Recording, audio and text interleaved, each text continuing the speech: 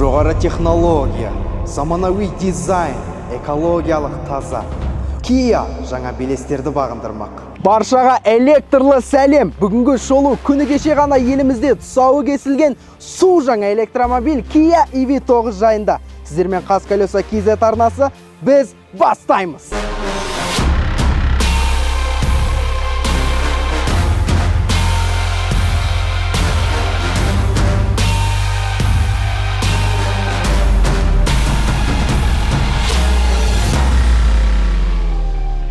Kia үшін бұл маңызды қадам, себебі EV9 eGMP модульдік платформасындағы ең үлкен моделі. Кроссовердің ұзындығы 5 метрден асады, салыстырма ретінде бұл Palissade'тан ұзын. Ені 1,98, ал биіктігі 1,75 метр. Осы параметрлер бойынша EV9-да Kia Telluride немесе Mojave-пен теңестіруге болады. Бірақ мұнаның дөңгелек базасы 3100 мм, айтылғанның барлығынан ұзын. Нарықтағы майдандастары Tesla Model Y, Nissan L9, BMW iX және де Audi Q-трондармен тайталаспақшы. Көштің алды болады ма, арты болады ма, оны әлі болжауға ерте, уақыт көрсетеді.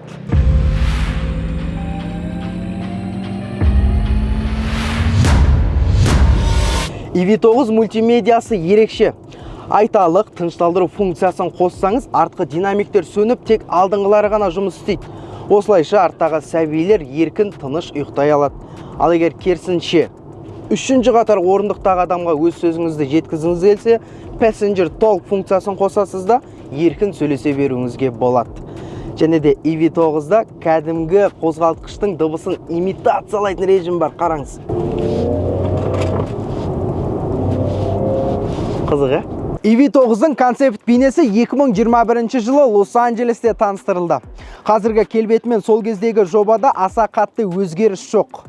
Заманауи дизайн қаласаң, EV9 болашақтан сәлем беріп тұр. Басқа электромобильдер максималды аэродинамикалық формаға қол жеткізу үшін барын салып жатса, Kia кірпіште EV9-ды ортаға қойып қалды. Бірақ таңғалмаңыз, EV9 пілдей денесіне қарамастан жақсы аэродинамикаға ие. Асты тегіс, алдыңғы бампер диффузорындағы электроқақпақтар мен арнайы дискілердің арқасында ауа кедергісі 0,128 аэродинамикалық коэффициентке қол жеткізді. Сонымен қатар, қосымша ақшаға бүйірлік айналардың орнына 7 дюймді дисплейлі камералар орнатып береді. Бұл ауа ағынын ұстамауға және электроқуатты үнемдеуге көмектеседі. EV9-ың келбетіне бір қарағанда алдыңғы фарларын Cadillacқа, артқысын Volvoға ұқсаттым.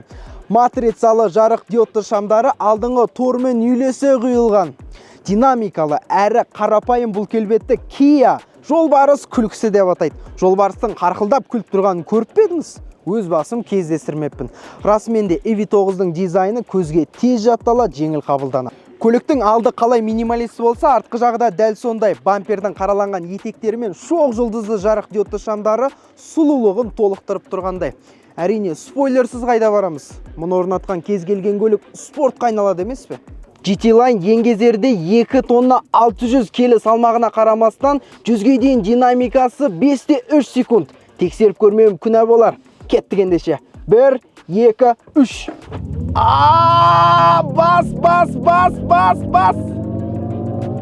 100-ге жетті. Мәссаған. Басымнан тер шығып кетті ғой. Эмоциямды беріп үлгер алмай қалдым тіпті. Траги қанша көрсетті? 5,4 секунд.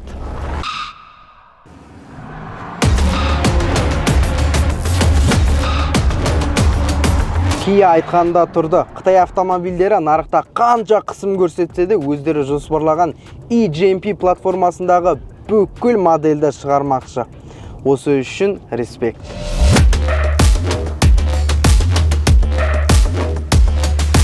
Қарамағайшылықтың тоғысуы, басқа Kia ат қоюды қатырады.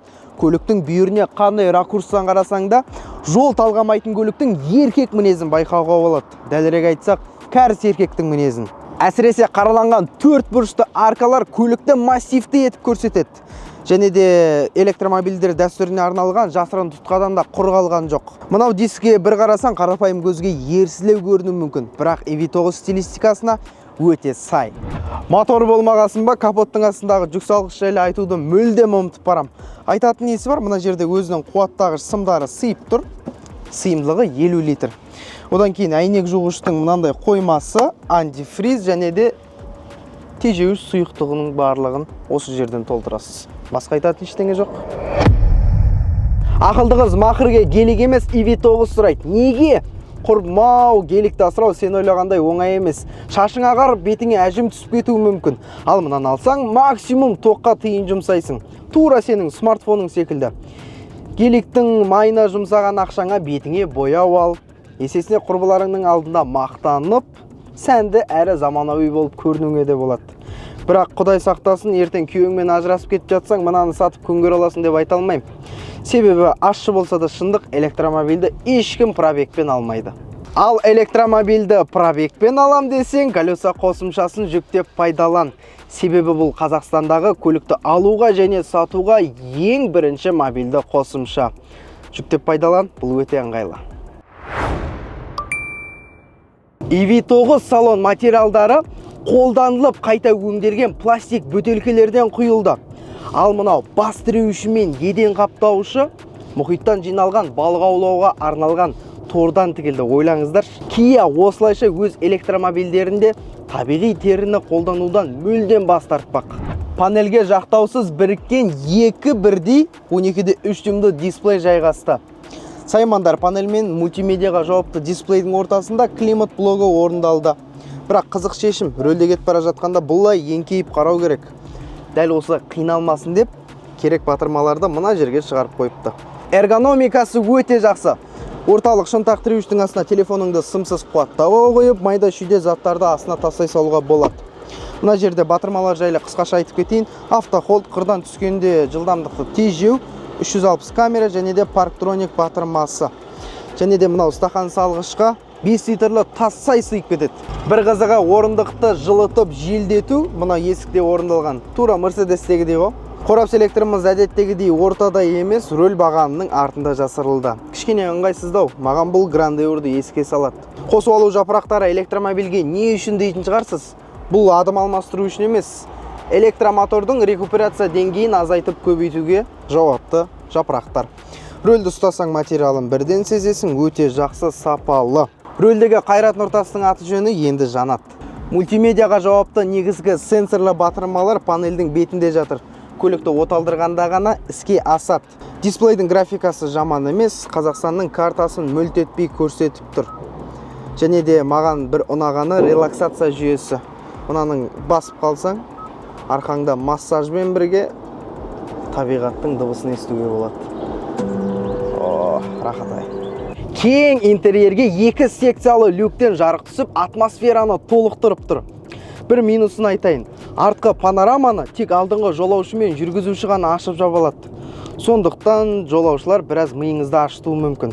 Жалпы комфорты жаман емес. Шумоизоляциясы өте жоғары деңгейде. Салонда шыбынның ызыңын естисің. Толық комфортты кешуім үшін аспасы жұмысын жұмсақ атқарып келеді. Айта кетейін, артқысы көп индиректі, ал алдыңғысы тәуелсіз Макферсон.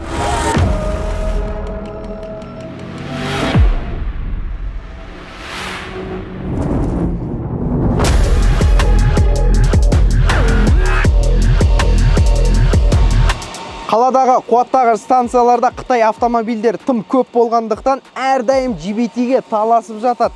Ал біз асықпай келіп, CCS2, яғни Европа стандартына арналған дәл осы форматты қолданамыз.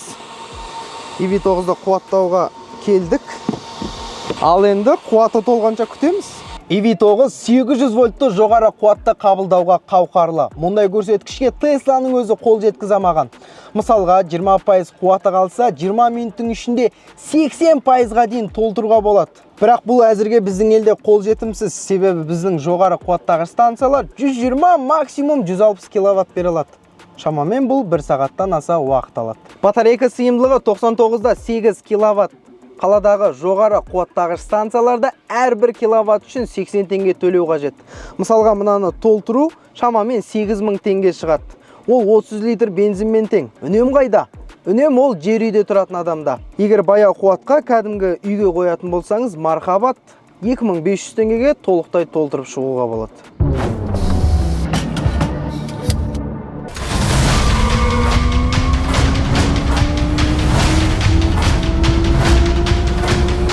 Көлік тым ақылды. Қауіпсіздік функцияларының барлығы бар. Автоматты тұраққа қою, тұрақтан шығару, жаяу жүргіншіні аңғару секілді функциялардың барлығын қамтиды. Тура қорқақ бала секілді сақ. Жаныңа біреу жолап кетсе, қауіп жайлы ескертіп тұрады. Бұл функциялар қартайған адамға керек болмаса, маған кішкене ыңғайсыздық тудырады. Сондықтан өшіріп тастауды жөн көрдім. EV9-да реверсті қуаттау жүйесі бар, және де ол 3-7 киловаттқа дейін беруге қауқарлы. Мұнымен тоңазытқыш, шаң сорғыш немесе мынандай электрошайнекті тоққа қоюға болады. Оппа, мынаусы несі?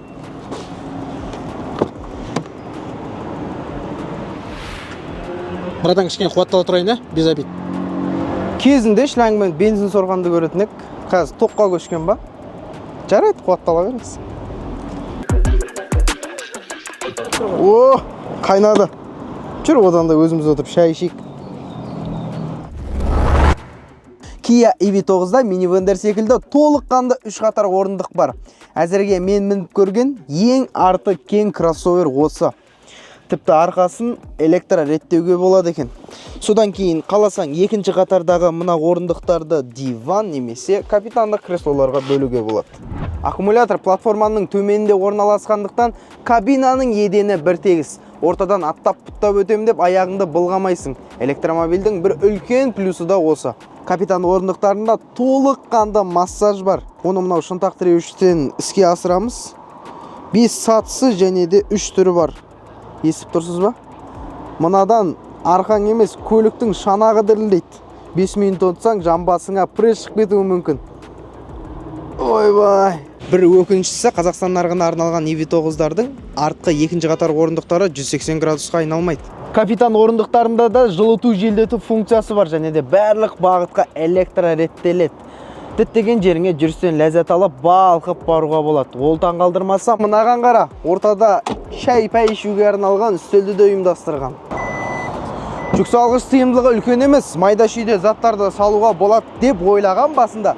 Сөйтсем, қайдағы мына батырмалардың көмегімен екінші және үшінші қатар орындықтарын жатқызып, сыйымдылығын 1000 бәленбай литрға дейін үлкейтуге болады. Мұнамен майда шүйде емес, жиһаз тасуға болады ғой. Одан кейін кәдімгі үйдегідей резетка, 12 вольтқа адаптер және де мен секілді бойы 2 метр жігіттерге пайдалы функция. Багаж қақпағының ашылу градусын таңдауға болады. Мына батырманы басасың және мархабат. Кішкене қуатындауы бар енді. Клиренс биіктігі 25 сантиметр. Жолсызда уайым жоқ. Terrain мод жүйесімен кез келген қар, құм, тас секілді жол бедеріне еркін бейімделе алады. Және де мынау көлік 2,5 тоннаға дейінгі арбаны еркін сүйрейді, ойлаңыз. Бағасы сұмдық 39 миллион теңге. Мына заманда бұл ақшаға Лисяң L9 мен бір Zikr алуға болады ғой. Бәсекелес электромобильге бұл тұста жол беріп қоятыны сөзсіз. Дегенмен бұл Kia брендтің аты сенімділік сыйлайды. Қытай көліктері сияқты кірпішке айналып қалады деп қорықпайсыз. Дилер EV9 алсаң 150 000 шақырым немесе 5 жылға дейін кепілдік береді.